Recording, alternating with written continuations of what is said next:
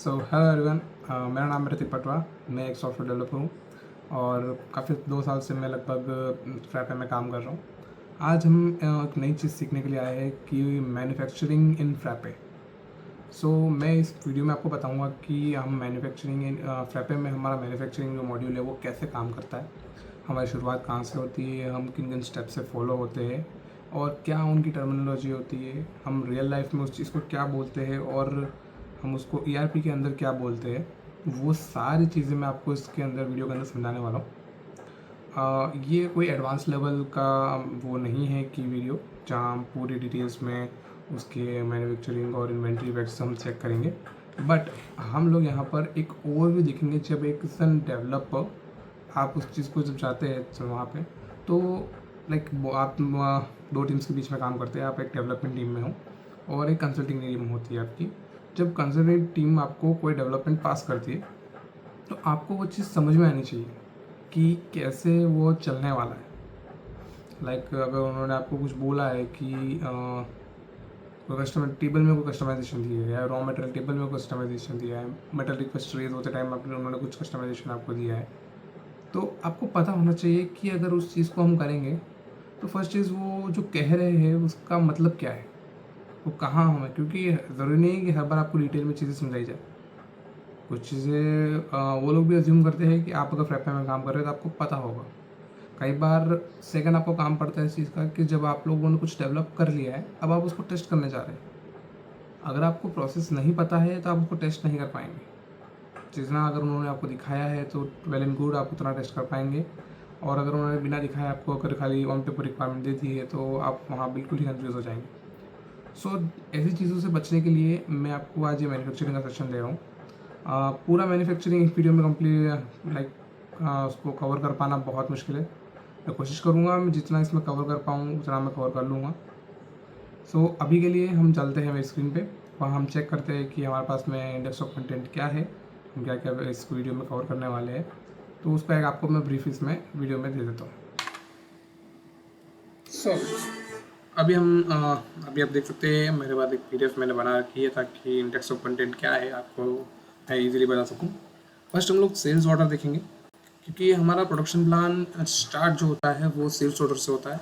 Sales order से हमारे पास एक रिक्वायरमेंट आती है, हम जो क्लाइंट है, हमारा कस्टमर है या जो ERP सिस्टम है, उस कंपनी के पास में एक ऑर्डर आता है। उस ऑर्डर के ऊपर से हम लोग प्रोडक्शन प्लान बनना चाहते हैं। कई बार ये सेल्स ऑर्डर से शुरू नहीं होता है, कई बार हम लोग इसमें प्रोडक्शन प्लान्स जो है वो है डायरेक्ट शुरू हो जाते हैं कि वो हमारा इन्वेंट्री स्टोर के लिए हम लोग बनाते हैं। प्रोडक्शन प्लान शुरू करने से पहले हम लोग एक इसी एग्जांपल देखते हैं कि प्रोडक्शन प्लान एक्चुअली है क्या, हम इसको रियल लाइफ में कैसे कनेक्ट करते हैं। तो इसको ऐसे समझिए कि हम लोग कोई भी मटेरियल, अगर आपको एक कंपनी के बारे में, मैन्युफैक्चरिंग कंपनी के बारे में अगर पता हो तो वहाँ पे उनके पास में वो कुछ रॉ मटेरियल खरीदते हैं।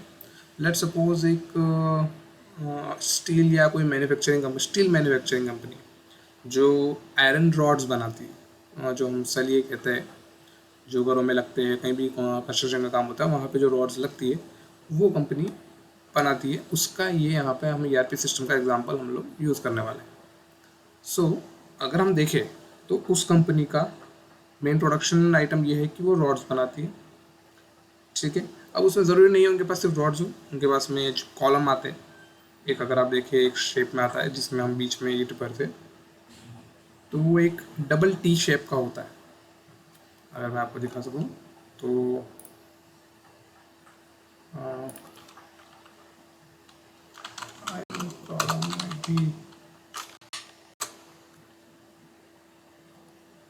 ना दिस ये नहीं, एक हमारे पास डबल T करके एक कॉलम होता है।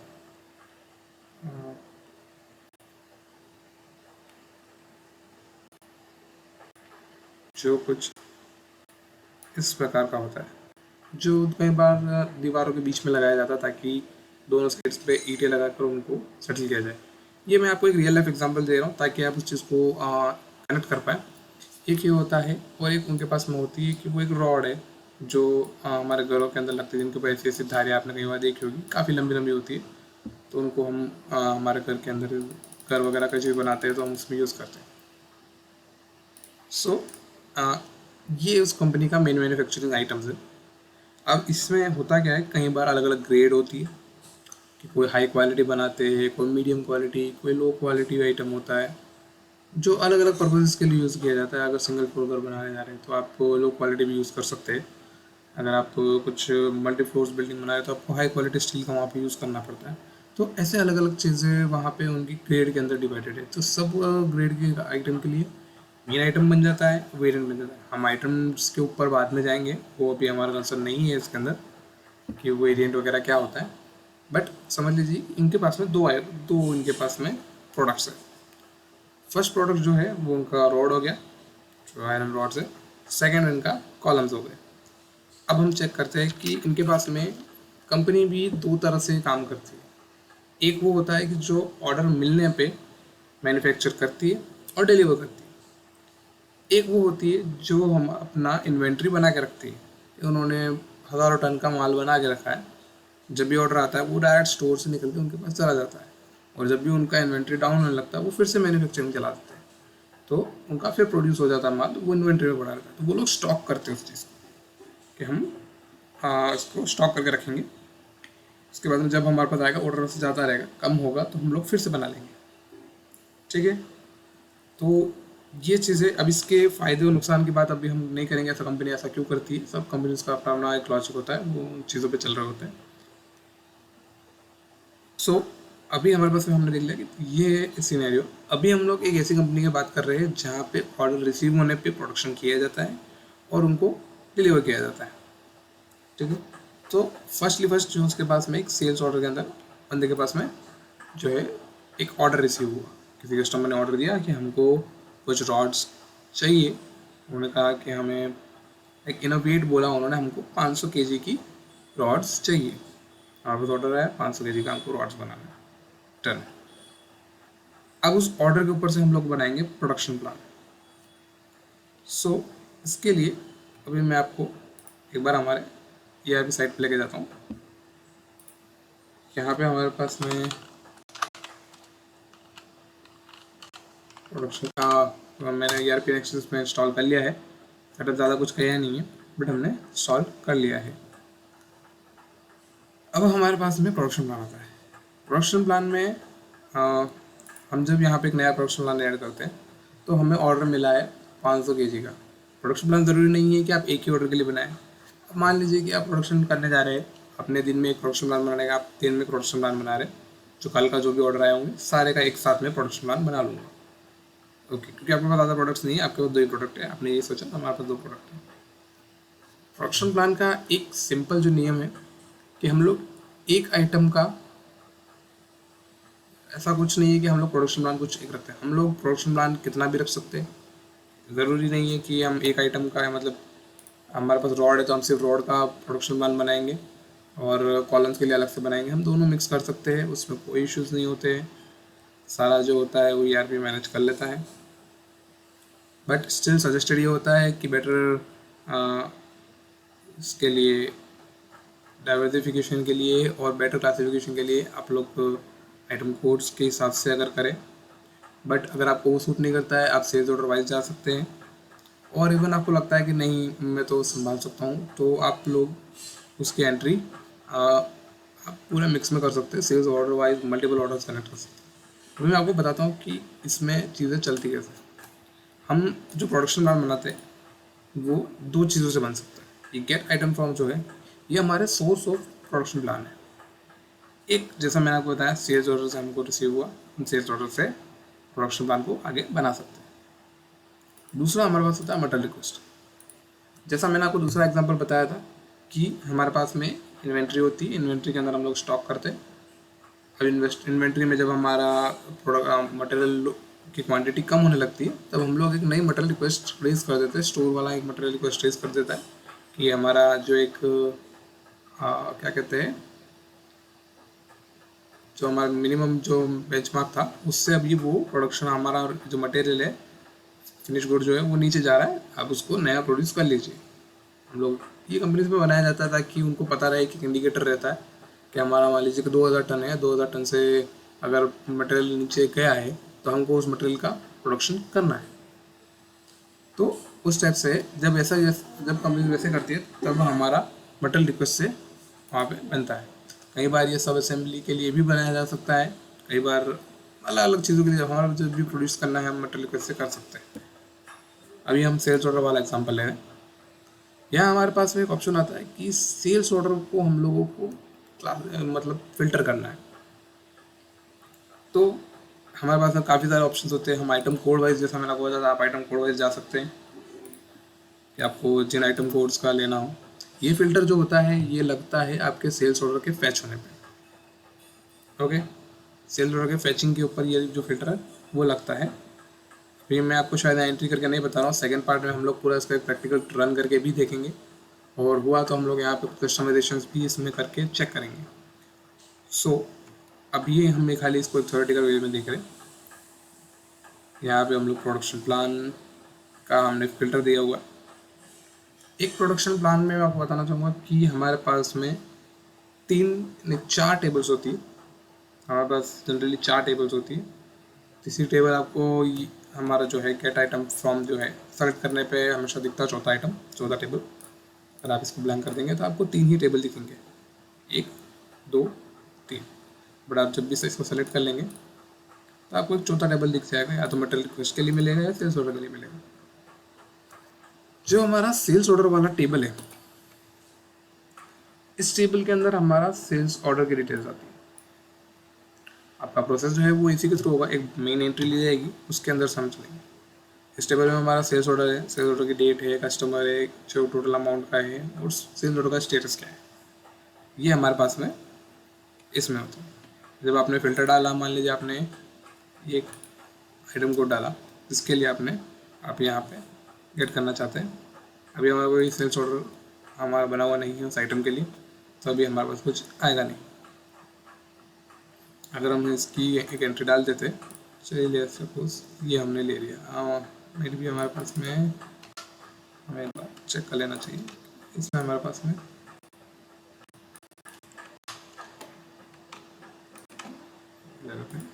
मैं खोल लेते हैं।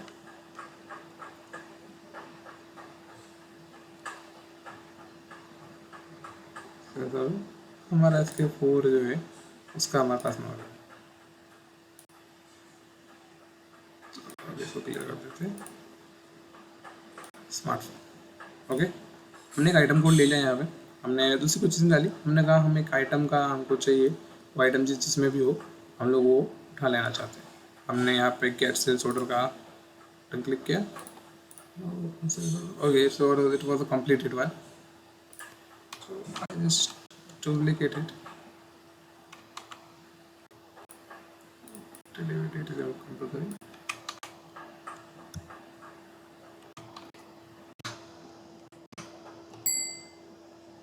So it should work.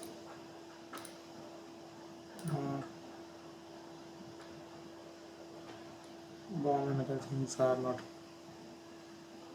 ready now. Okay, for the next video I will be prepare all the required details. So इसके अंदर हमारे पास में सेल्स ऑर्डर की डिटेल्स आती है। Apart from that, in sales order के अंदर जब हमारे पास में एक सेल्स ऑर्डर है, इस सेल्स ऑर्डर के अंदर हमारे पास ये जो होता है इसको हम बोलते हैं फिनिश गुड। ये जो है फिनिश गुड कंसिडर किया जाता है, और ये इसको हम प्रोडक्शन लेवल पे जब जाते हैं तब इसको हम असेंबली आइटम बोलते हैं। मेन आइटम बोलिए, असेंबली आइटम बोलिए, फिनिश गुड बोलिए, वो एक ही चीज़ है। ये आइटम जो यहाँ होता है उसी को हम सेल्स हमारा वो बोलते हैं फिनिश गुड, असेंबली आइटम और मेन आइटम, कोई भी आप बोलिए, वो ये एक ही चीज़ है इस टेबल के अंदर। यहाँ आप देख रहे होंगे एक बॉम्ब, यहाँ बोलेगा कि आप यहाँ ऐसा कोई बॉम्ब बना हुआ नहीं है।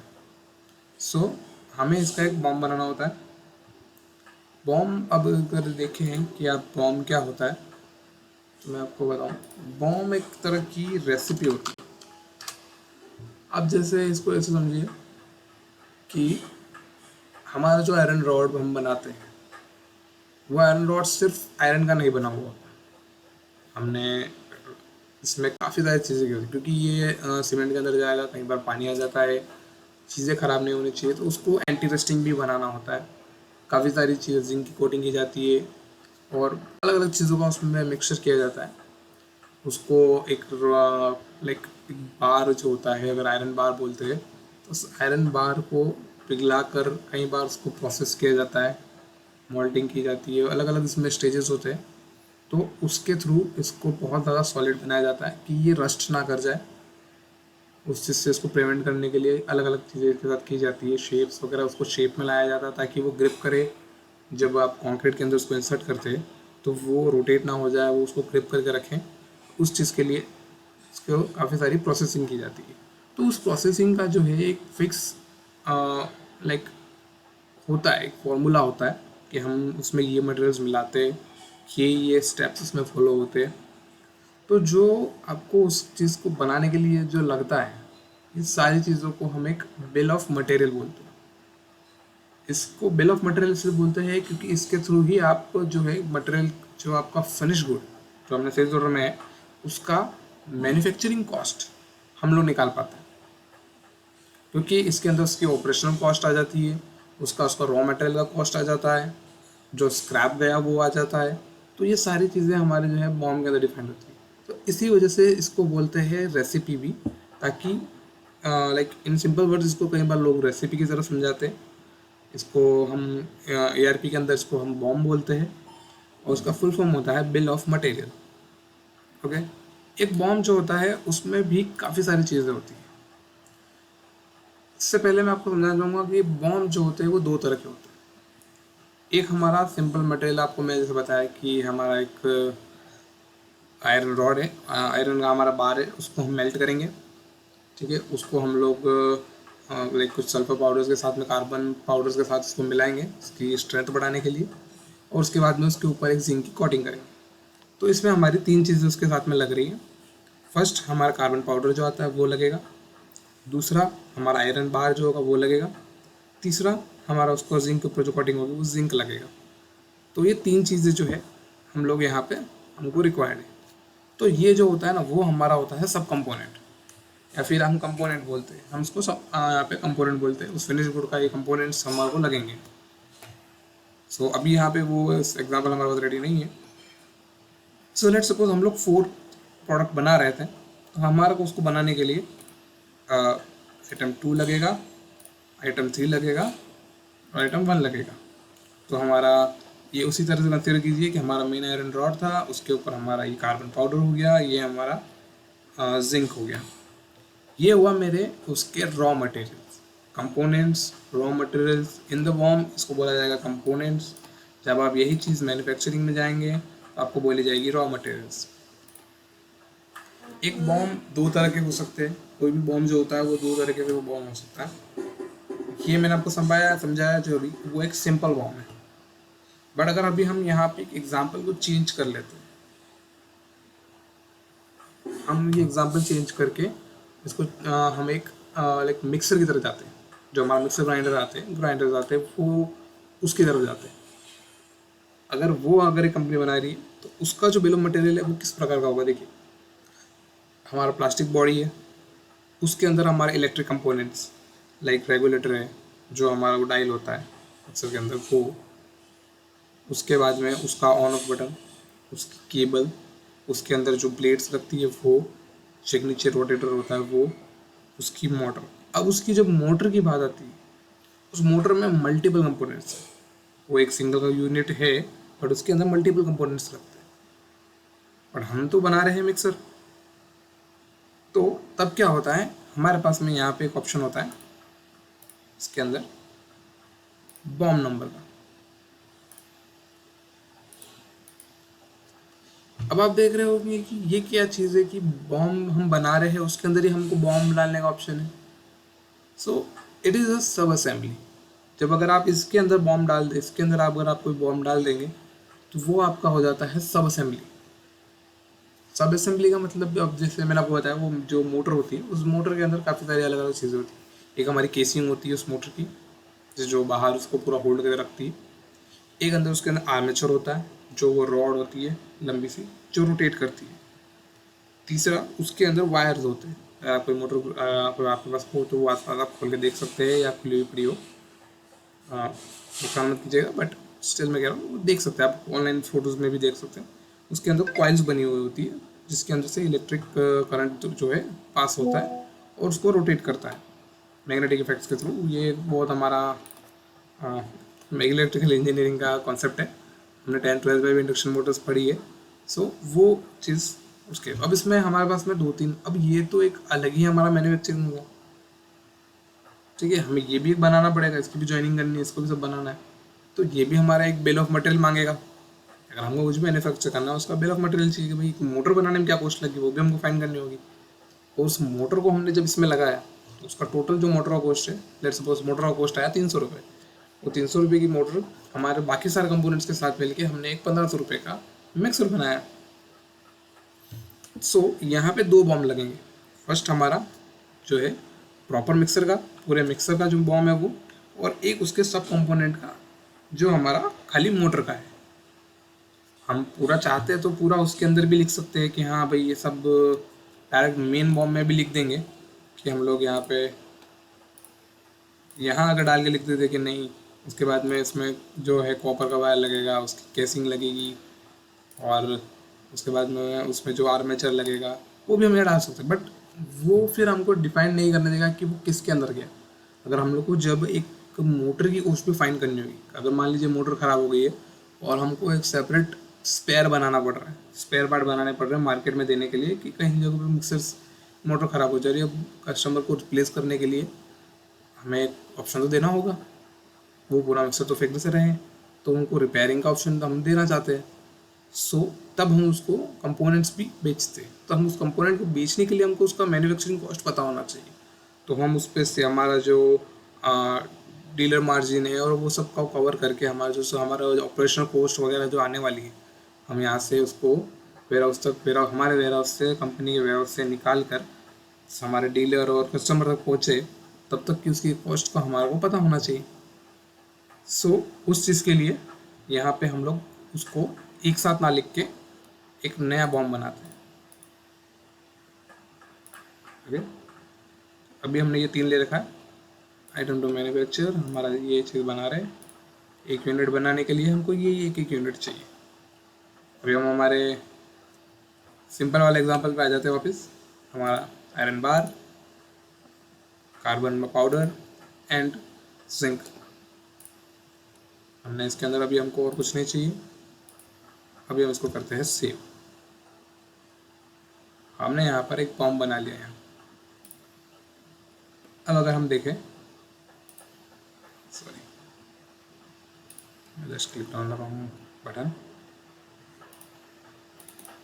सो यहाँ पे जो है, so it was not the default,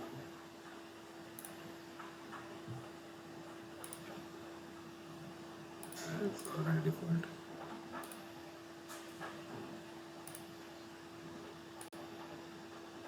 Okay, so it was not submitted, so that's why it's not coming there, because bombs would be submitted before using in the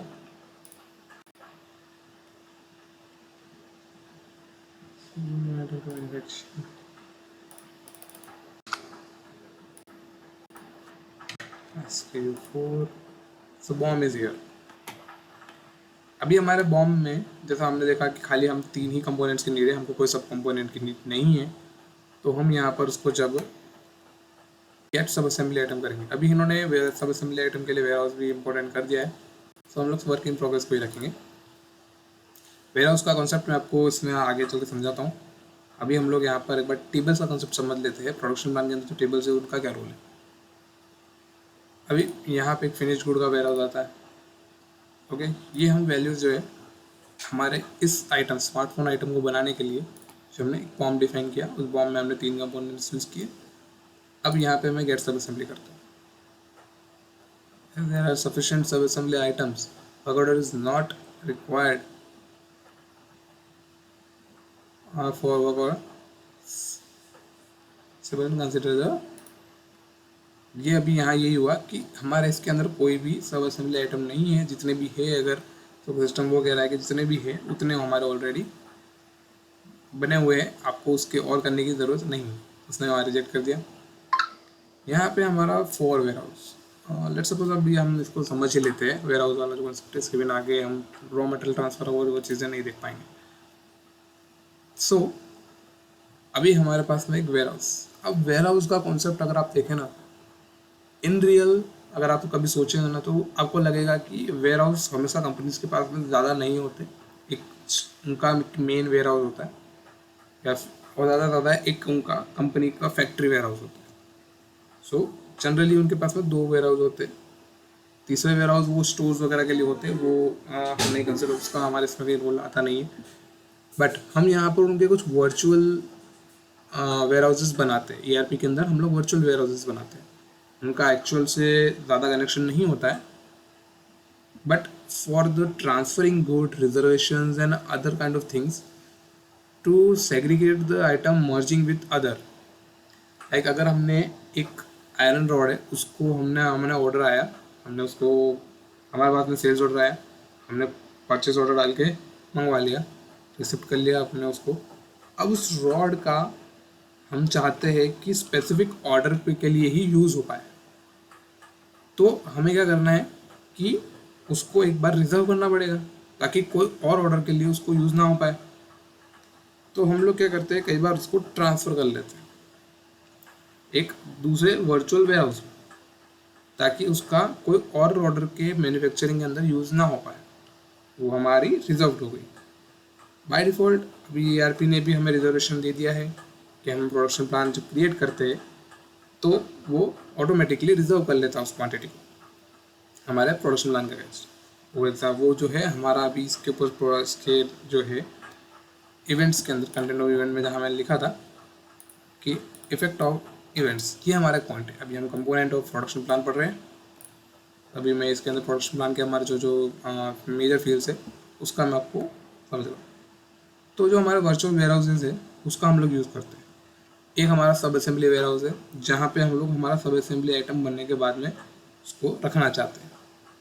उसके अंदर हमारा कोई रॉ मटेरियल कभी नहीं आता, कभी हमारा फिनिश गुड नहीं आता, हम उसको डेडिकेटली सिर्फ सब असेंबली आइटम्स के लिए ही यूज़ करते हैं। सो जब हमने सब असेंबली आइटम गेट कर लिया, अब हम क्या करना चाहते हैं कि भाई हमने वो सब असेंबली वेयर हाउस डिफाइन कर लिया। यहाँ जो है ये 4 वेयर हाउस, इसके अंदर बहुत से लोग जनरली कंफ्यूज होते हैं, स्पेशली डेवलपर्स बहुत ज़्यादा कंफ्यूज होते हैं ये 4 वेयर हाउस क्या है। और एक हमारे पास में ऑप्शन आता है, मैं 4 वेयर हाउस सर्च कर लेता हूँ, हमारा ट्रांसफ़र फ्रॉम वेयर हाउस। अब ये 2 ऑप्शन जो है ना बहुत ज़्यादा कंफ्यूज करते हैं लोगों को कि है क्या चीज़ है। ओके, तो मैं आपको बताता हूँ 4 वेयर हाउस जो है वो हम बता रहे हैं कि किस वेयर हाउस में हमको ले जाना है। अगर यहाँ हमारे पास अभी बना हुआ नहीं है, हमारे पास अगर जो मैंने बताया आपको कंपनी फैक्ट्री होती है, फैक्ट्री का जो है ना वो फैक्ट्री में अगर माल जा रहा है तो हम लोग उसको कंपनी फैक्ट्री वेयर हाउस कर देते हैं। कंपनी फैक्ट्री हमने उसका एक नाम दे दिया फिर उसको, तो हम उस वेयर हाउस में सारा मटेरियल डालना चाहते हैं। ऊपर जो हमारा मैन्युफैक्चरिंग होगा उसके लिए जो रॉ मटेरियल हमको लगेगा हम सारा फैक्ट्री में बेचना चाहते हैं, तो हम उसको वहाँ पे डिफाइन करते हैं इसके अंदर। लेट्स सपोज अभी मेरा जो है यहाँ पे मैं वर्क इन प्रोग्रेस लेता हूँ कि मेरा जो है फैक्ट्री वेयर हाउस का नाम मैंने वर्क इन प्रोग्रेस रख रखा है, तो मेरा जब भी चलेगा वो वर्क इन प्रोग्रेस पर लगेगा। एक बार इसका अलग अलग नाम रखे जाते हैं, मैंने तो बताया आपको कंपनी फैक्ट्री करके, या मैन्युफैक्चरिंग वेयर हाउस कर सकते हो, ठीक है, प्रोडक्शन वेयर हाउस कर सकते हो, तो अलग अलग नाम जिसके रखे जाते हैं। सो आपने वर्क इन प्रोग्रेस में मेरा मटेरियल जो है वो ट्रांसफ़र होगा, मैं चाहता हूँ कि सारा वहाँ मेरे को मिले।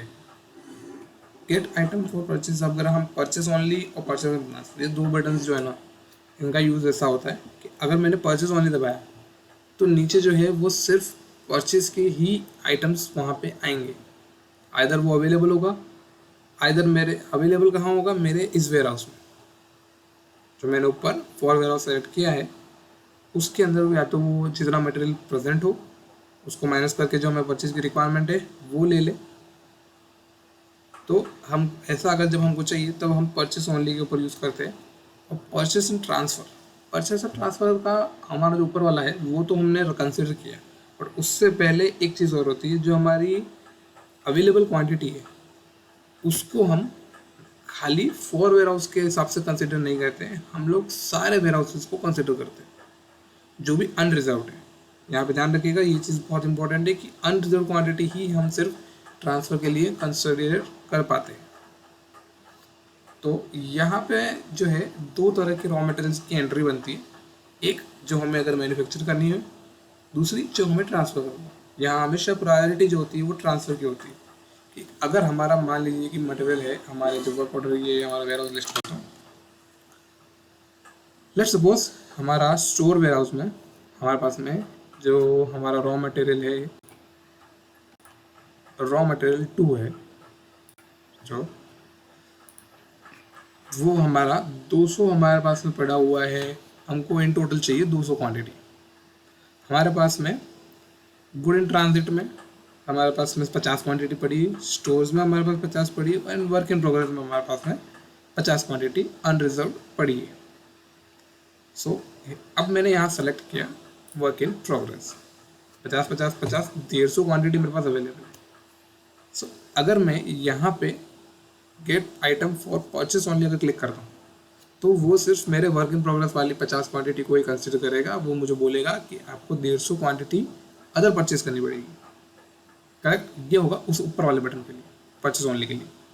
परचेस एंड ट्रांसफर के अंदर क्या होगा, वो कंसिडर करेगा कि आपके पास में 150 क्वांटिटी अनरिजर्व अवेलेबल है, आपको सिर्फ 50 जो है परचेस करनी है, बट आपको 100 क्वांटिटी दूसरे वेयर हाउसेस से ट्रांसफर भी करनी है। यहाँ तक क्लियर।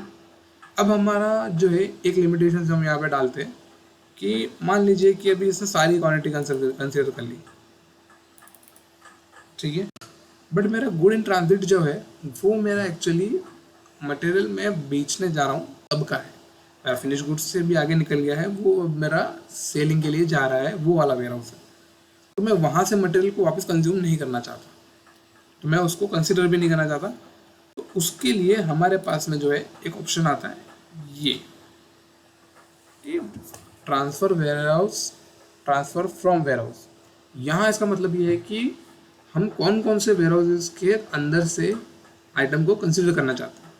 यहाँ अगर आप सबसे देखेंगे पहले ऑल वेयर हाउस, ये जो हमें उसमें नहीं मिल रहा था, हम ऑल वेयर हाउस सेलेक्ट करते ही सारे ही वेयर हाउस, ये ग्रुप है। अगर आपको जब मैं वेयर हाउस का ट्री स्ट्रक्चर समझाऊंगा, ऑल वेयर हाउस जो होता है वो हमारा मेन ट्री का रूट होता है, वहाँ उसके अंदर ही हमारे सारे वेयर हाउसेस बनते हैं। बट ऑल वेयर हाउस अगर मैंने सेलेक्ट किया तो वो मेरे सारे वेयर हाउसेस को एक साथ कंसिडर कर लेगा, मुझे उनको अलग अलग सेलेक्ट करने की जरूरत नहीं है। हाउएवर बट अगर मैं चाहता हूँ कि मेरे को एक या दो ही मेरे वेयर हाउसेस है जिनको कंसिडर करूँ, लाइक वर्क इन प्रोग्रेस जो है, अगर वहाँ कुछ मटेरियल पड़ा है तो मैं वहाँ वाला यूज़ करना चाहता हूँ, अदर मैं स्टोर वाला जो है मेरा वो यूज़ करना चाहता हूँ। सो वर्क इन प्रोग्रेस मैंने सेलेक्ट कर लिया, ये मल्टी सेलेक्टेबल फील्ड है, और मैंने स्टोर कलेक्ट कर लिया। देन मैं गेट आइटम्स करूँगा। ओके, प्लान क्वांटिटी हमने डाली नहीं है, हम 5 क्वांटिटी डाल देते हैं। हमारा स्टोर सेलेक्ट करते हैं, हम वर्क इन प्रोग्रेस सेलेक्ट करते हैं, एंड अगर अभी आप देखेंगे कि मेरे पास में सारी परचेस की एंट्री है, क्योंकि मेरे पास किसी स्टोर में मेरे पास में वो क्वांटिटी अवेलेबल थी नहीं। बट अगर मेरे पास क्वांटिटी कहीं अवेलेबल होती तो वो मेरा यही क्वांटिटी बताता कि भाई इसमें एक आइटम की 2 बार एंट्रीज भी आ सकती थी, एक ट्रांसफ़र के लिए। अब ट्रांसफ़र कंसिडर का पता है, जब मैंने अंदर वाले जो 2 वेयर हाउसेज हैं उनको सेलेक्ट किया और उनके अंदर से मुझे अब ट्रांसफ़र लेना पड़ेगा। वर्क इन प्रोग्रेस तो मेरा ओरिजिनल है, और मेरा स्टोर वेयर हाउस में मेरा 50 क्वांटिटी अलग पड़ा हुआ है। अब सिस्टम बोल रहा है आपके पास 50 वहाँ पड़ा है जिसको आपने वेयर हाउस में सेलेक्ट किया, तो उसके लिए उसने एक मटेरियल ट्रांसफ़र की नई लाइन ऐड कर दी। तब वो क्या करता है, अब लेट्स सपोज मैंने यहाँ पे 5 क्वांटिटी है, वो 5 ना होके यहाँ पर 50 होती। मैं लेट्स सपोज यहाँ पे हमारा 200 का जो एग्जांपल था, हम इसको कर देते हैं 200 का बना रहे हैं, तो जो कैलकुलेशन है वो इजी टू रिमेंबर हो जाएगी। 200 क्वांटिटी। अब यहाँ पे आप देखेंगे कि 200 क्वांटिटी से बोल दिया, अगर मेरे स्टोर में और वर्क इन प्रोग्रेस में होती तो 100 क्वांटिटी वो कंसिडर करता, बट 100 में से वो बोलता कि 100 आपको परचेस करनी, परचेस वाली मेरी क्वांटिटी हो जाती 100। फिर मेरे को वो बोलता अवेलेबल क्वांटिटी, यहाँ पे अंदर ही अगर आप देखेंगे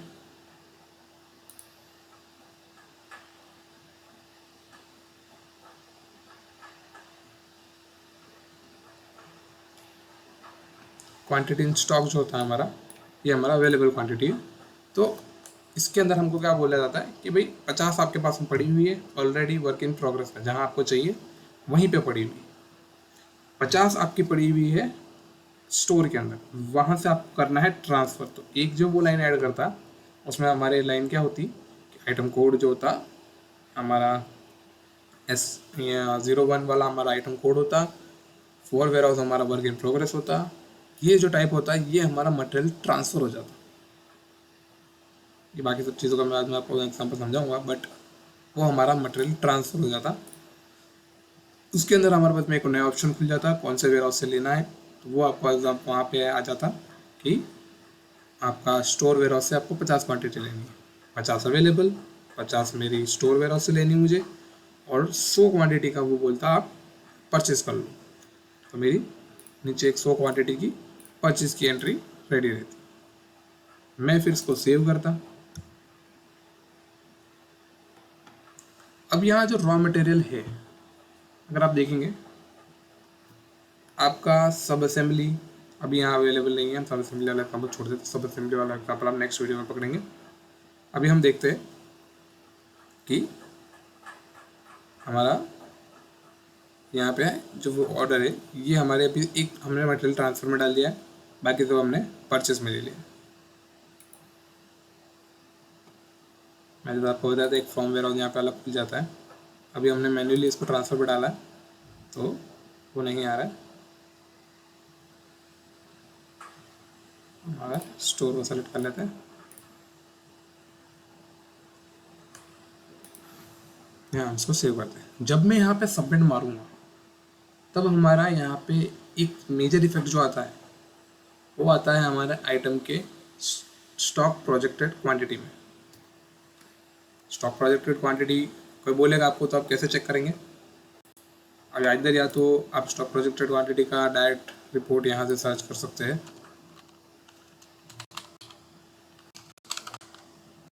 stock projected quantity first report आ रहा है, आप वो कंसिडर कर सकते हैं। इधर आप घूम के जा सकते हैं थोड़ा सा आइटम के अंदर होते हुए, यहाँ पे आपको मिलता है स्टॉक प्रोजेक्टेड क्वांटिटी। डायरेक्ट आप आइटम सेलेक्टेड आएगा और ये यहाँ पे आ जाएगा। सो ओके, जहाँ पे आपको वो उसका मिलता है, यहाँ पे आपको एक कॉलम मिलता है रिजर्व फॉर प्रोडक्शन प्लान। जब मैं ये एंट्री सबमिट करूँगा तब जो मेरी यहाँ पे रिक्वायर्ड क्वांटिटी है ना वो मेरी रिजर्व फॉर प्रोडक्शन प्लान में जाएगी। इसका अकाउंटिंग इसका है, मैं आपको एक फर्स्ट स्टॉक इफेक्ट जो है ना वो आपको मैं दिखाता हूँ। ये जो प्रोडक्शन प्लान है हम इसको सबमिट करते हैं,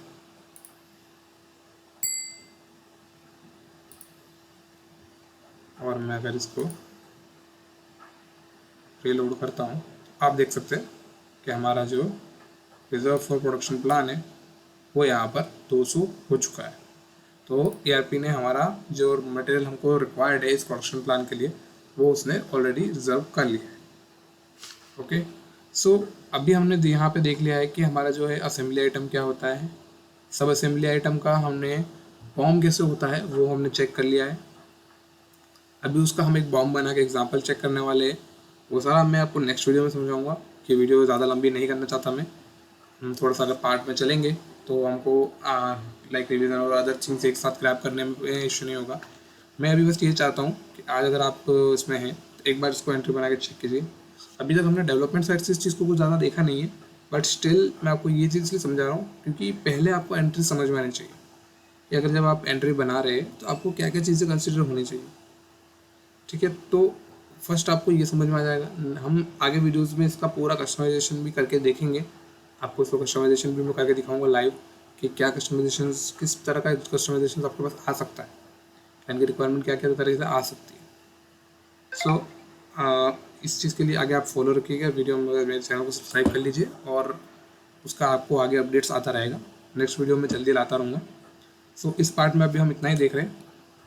हमने प्रोडक्शन प्लान के रॉ मटेरियल तक हमने एंट्री सबमिट करी, हमने यहाँ पे उसका स्टॉक प्रोजेक्टेड में रिजर्वेशन जो होता है रॉ मटेरियल का वो हमने देखा। जनरल एंट्री आपको बनानी आ गई है, यहाँ पे नेक्स्ट आप इंस्टॉल कर सकते हैं और आप खुद भी चेक कर सकते हैं। अब मैं चाहता हूँ आप इसकी 1-2 एंट्रीज बनाएं, सेल्स ऑर्डर के थ्रू बनाएं, मटेरियल रिक्वेस्ट के थ्रू भी बनाएं। वाले मटेरियल रिक्वेस्ट का मैंने आपको अभी नहीं दिखाया है, बट आप उसका प्रोसेस भी ऑलमोस्ट सेम ही होता है। तो यहाँ क्योंकि ये खाली एक टेबल जो होता है यहाँ पे सेल्स ऑर्डर का वो चेंज होता है, बिना सेल्स ऑर्डर के भी हम बना सकते हैं, ताकि हमारा कोई भी हमको अगर हमको फ्री ऑफ एनी रेफरेंस, हमको कुछ रेफरेंस नहीं देना है और हमको सिर्फ प्रोडक्शन बनाना है, हमको मटेरियल चाहिए स्टॉक में रखने के लिए, इन्वेंट्री मेंटेन करने के लिए, तो हम डायरेक्ट बना सकते हैं, इसकी कोई ज़रूरी नहीं है। यहाँ पे हमको उस चीज़ की फ्लेक्सिबिलिटी देता है। तो आप इसके कुछ एग्जांपल्स खुद कीजिए, बनाइए, तो आपको ऑटोमेटिकली ये चीज़ का एक बार फ्लो समझ में आ जाएगा। अगर आपको फ्लो समझ में आ गया तो हम जब कोड में इस चीज़ को देखने जाएंगे ना, तो आप उस चीज़ को विजुअलाइज कर पाएंगे। बहुत से नए जो फ्रेशर्स आते हैं, नए बंदे आते हैं, उनको यार भी मैं समझ नहीं आता। उसका मेन कारण ये होता है कि वो लोग व्यू को समझ नहीं पाते। जब वो कोड लिखते हैं, लोग कहते हैं कोड लिखना UI UX कॉम्प्लेक्स होता है, और जब तक आप व्यू देख रहे हो ना, आपके पास एक व्यू है ना, आपको चीज़ें इजीली समझ में आती हैं। जब आपके पास व्यू चला गया, तब आपके पास में ये ऑप्शन नहीं होता है कि आप क्या देख रहे हैं, आपको समझ नहीं आएगा। बिना किसी चीज़ को देखे कोड लिख पाना बहुत मुश्किल होता है, और वो आपकी कोड की एक्यूरेसी को हमेशा ख़राब करेगा। तो मेरे हमेशा सजेशन ये होता है, पहले एक बार आप व्यू देखिए, आप उस चीज़ को समझिए। आपके माइंड में जब आप कोड लिख रहे हैं, तब आपको होना चाहिए कि भाई ये फ्लो चल रहा है, मैं अगर ये बटन क्लिक करूँगा तो इस टेबल में आएगा। तो वो आपके सामने एक टेबल का जो है माइंड में रिप्रेजेंटेशन आपका होना चाहिए। अगर आपको वो जैसे दिख जाएगा ना, आप जिस दिन ये चीज़ें करने लगेंगे ना, आपका कोड राइटिंग बहुत ज़्यादा अच्छा हो जाएगा। क्योंकि तब आपको है ना बार बार स्विच करने की ज़रूरत नहीं, आपको आके देखने की ज़रूरत नहीं इफेक्ट्स की, आपको इफेक्ट्स ऑलरेडी पता है, क्योंकि आपने पहले ही विजुअलाइजेशन कर लिया है। कुछ एज केसिंग होगी, वो आपको सिर्फ यहाँ पे टेस्ट करनी बचेगी, बाकी सब आप ऑलरेडी टेस्ट कर चुके होंगे। सो इस वीडियो को हम यहीं ख़त्म करेंगे। इसके बाद के जो हमारे पार्ट्स है, उसके लिए भी हमारे पास में काफ़ी सारी चीज़ें हैं, जिसमें हम हमारे बॉम्ब्स बना के देखेंगे कि हमारे जो दोनों बॉम्ब, मैंने आपको बोला कि मेन बॉम्ब तो हमने बना के चेक किया ही है। सब असेंबली बॉम्ब को हम लोग बनाएंगे। सब असेंबली बॉम्ब बोलिए या फिर लाइक ERP सिस्टम में हम उसको मल्टी लेवल बॉम्ब भी बोलते हैं, वो हम बनाएंगे। उसके बाद हमारा जो है उसमें वर्क ऑर्डर के अंदर भी चेक करेंगे। यहाँ से हमारा मटेरियल रिक्वेस्ट जो जाता है और परचेस तक जाते हैं, हम परचेस तक इसके अंदर जाएंगे। परचेस ऑर्डर के बाद में हमारा, उसके बाद में मैन्युफैक्चरिंग का कोई इफेक्ट नहीं रहता है। परचेस ऑर्डर तक हम लोग यहाँ पर जाएंगे। स्टॉक में हम लोग अभी तक हमने सिर्फ प्रोडक्शन प्लान ही देखा है। इसके आगे हमारे पास में काफ़ी सारी चीज़ें होती है, जैसे हमारा वर्क ऑर्डर आता है, उस वर्क ऑर्डर से स्टॉक एंट्रीज पड़ती है, हमारा जो मटेरियल रिक्वेस्ट गिरता है उससे भी हमारा जो प्रोजेक्टर रिपोर्ट है उसके अंदर फ़र्क आता है, क्योंकि हमारे पास में यहाँ एक कॉलम होता है ऑर्डर क्वांटिटी, ये हमारा जो है परचेज ऑर्डर पे जाता है, और ये हमारा जो हिलता है रिक्वेस्ट क्वांटिटी, ये हमारा मटेरियल रिक्वेस्ट पे हिलता है। तो हमें ये सारी चीज़ें भी आगे दिखनी है। मैंने कहा ही था आपको, मैन्युफैक्चरिंग काफ़ी बड़ा एक मॉड्यूल है अपने आप में, उसको पूरा एक्सप्लेन करना पाना एक वीडियो में मुश्किल है। मैं कोशिश यही चाहता हूँ कि चीज़ें इजीली समझ में आए। थोड़ा थोड़ा मैं इसको ब्रेक कर रहा हूँ, शायद 3 पार्ट्स में होगी, फिर मेरे को पूरा इफेक्ट आपको समझाना है। सेकंड पार्ट में हमारे पास में अब 2 ही चीज़ें बच रही है, वर्क ऑर्डर और मटेरियल रिक्वेस्ट। ये दोनों मैं आपको नेक्स्ट वीडियो में समझा दूंगा, और उसके बाद हम थर्ड वीडियो में जो है पूरा का पूरा कस्टमाइजेशन करेंगे, जिसमें हम प्रोडक्शन प्लान में कुछ चेंजेस करेंगे। उस चेंजेस को हम लोग वर्क ऑर्डर में ले जाएंगे, और वर्क ऑर्डर के साथ साथ हम उसको मटेरियल रिक्वेस्ट में भी ले जाएंगे। तो ये हमारा आगे का 2 वीडियोज़ का प्लान है। तो हमारे चैनल को सब्सक्राइब कर लीजिए और आगे इस चीज़ के लिए ट्यून रहिएगा, अब आपको नोटिफिकेशन आते रहेंगे। सो अभी के लिए इस वीडियो में इतना ही, नेक्स्ट हम जल्दी मिलते हैं।